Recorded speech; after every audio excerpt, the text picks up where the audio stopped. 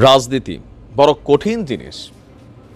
রাজনীতিবিদদের সামনে বড় বড় শিক্ষিত জ্ঞানী এরকম ছোট মুরগির বাচ্চার মতন হয়ে যায়, কারণ রাজনীতিবিদদের মারপ্যাচ চাল এটা আসলে বোঝা অনেক কঠিন।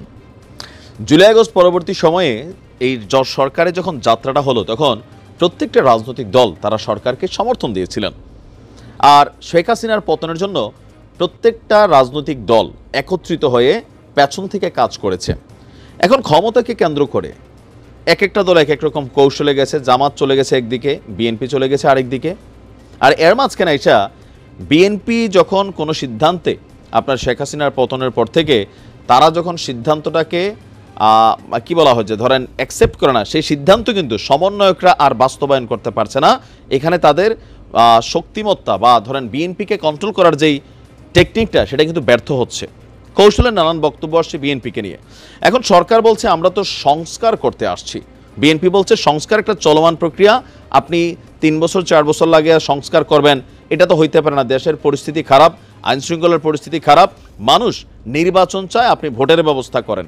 তো এইরকম নানান ইস্যুতে যখন বক্তব্য পাল্টা বক্তব্য, রাষ্ট্রপতির পদত্যাগ ইস্যুতে বক্তব্য পাল্টা বক্তব্য, শেখ হাসিনার পতনের পরে সমন্বয়কদের কোনো অর্জন আপনি দেখতে পাবেন না। কোন ক্ষেত্রে? যেই ক্ষেত্রে বিএনপি রাজি না। জামাত এক পায়ে রাজি, কিন্তু বিএনপি যেখানে রাজি না, এই দাবি দেওয়াগুলো আর পূরণ হচ্ছে না। এটা নিয়ে সমন্বয়করাও নানান বক্তব্য দিচ্ছে। তো এই পরিস্থিতিতে আইসা ডক্টর ইউনূস সাহেব বিরক্ত, বোঝাই যায়। হাসতে ভুলে গেছেন, চেহারার মধ্যে একটা স্ট্রেস ভাব থাকে। দেশ ছেড়া বিদেশ গেলে একটু হাসি টাসি দেন, কিন্তু দেশে আসলে মোটামুটি একটা টেনশন, স্ট্রেস এই লোকটার চেহারা দেখে বোঝা যায়। বা এই পরন্ত বয়সে এসে এই পলিটিশিয়ানদের বাটে বইরা নিজে একটা চিপায় পড়ে গেছেন। তিনি চিন্তা করতেছেন এখান থেকে কেমনে বাঁচি ভাই, কোনো রকমে এখান থেকে যাওয়া দরকার। সম্ভবত এরকম একটা অভিমানী বা রাগে গোস্বায় যারে কোন দেশের মসনদে বসলাম।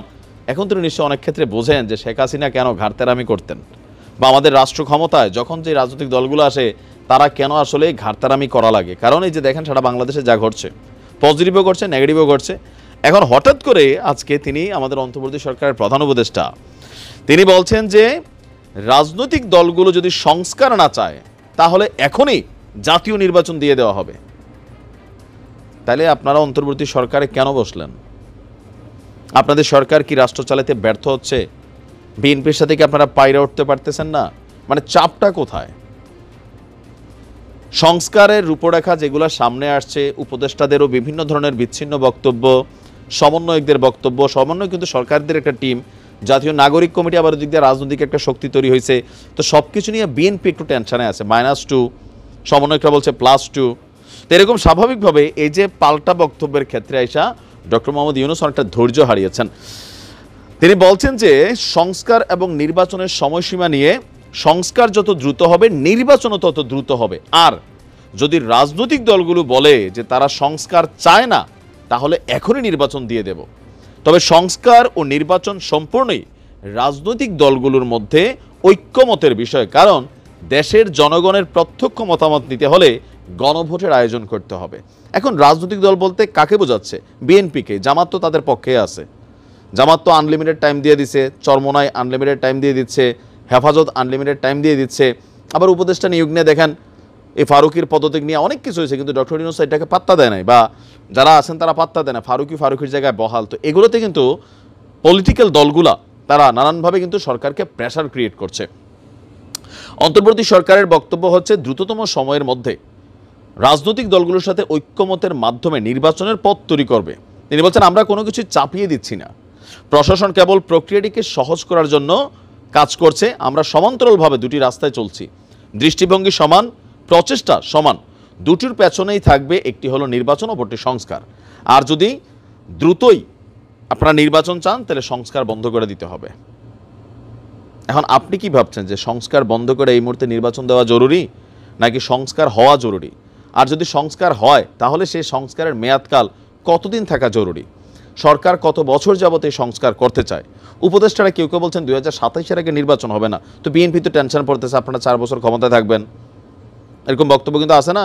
জিল্লুর রহমান সাহেবের টক শোতে ব্রিগেডিয়ার শাখাওয়াত বলছিলেন, এটা তিনি বলছেন যে আমার ব্যক্তিগত মতামত, বাট আপনি যখন সরকারি দলে আছেন আমরা আপনার ভাবতেই পারি হয়তো আপনাদের মধ্যে আলোচনা এরকম হচ্ছে।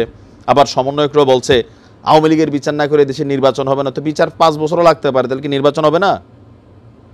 বিএনপির বক্তব্য আওয়ামী লীগের বিচার রাষ্ট্রের জায়গা থেকে অন্যভাবে হবে, আওয়ামী লীগকে মানুষ মানবে না মানবে এটা জনগণ সিদ্ধান্ত নেবে।